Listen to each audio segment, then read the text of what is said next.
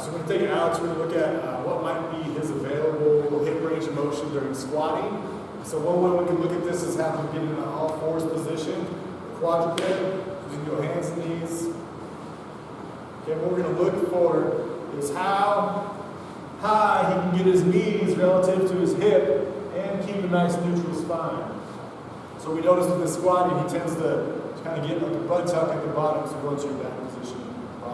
He starts to round at his spine, and so what we're going to have him do is first set up his back into a nice neutral curve, so maybe a little bit less than that. Now right there, so he's got a slight inward curve in his low back. What we're going to have him do is stay tight here. He's going to rock his hips back. We're going to see how high up his knees can get relative to his hip and maintain neutral spine. So go ahead and rock back, stay tight. I'm going to pull this up actually. So right about here, we start to see that butt start to curl under. What we can see from the knee position to his relative to his hip is that he's way below. If he was standing up, he'd be way below parallel. So he's got plenty of range of motion at his hip. So let's come back up. Let's actually get his knees a little bit wider because he probably has actually a wider stance than that. And usually as we get a little bit wider, we actually have more room to get lower. So again, he's got his nice neutral spine position. He's going to stay tight as if he was squatting. He's going to shoot his hips back towards me. And we'll see what happens. Okay, go back up.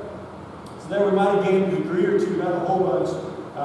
And so we'll go one more time and see if even a little bit wider than that at his knees allows him to get a little bit deeper. We're just kind of playing around here to see. Everyone's different as far as how wide they need to have their stance as they squat and how that affects their depth. So inward curve, go down. He's already rounding. So he's actually probably lost some range of motion there. So I might go with that middle position. So let's get your knees back in, about there. Inward curve, stay super tight, come back to me.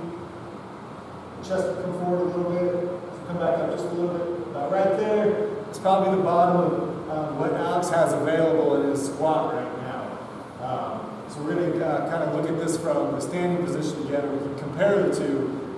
Why when he's on his feet, loaded up, can he not get this low with this great spine position? So what's going on mechanically from a mobility standpoint that differentiates this knee being this high compared to his hips versus when he's standing, it's happening a lot earlier.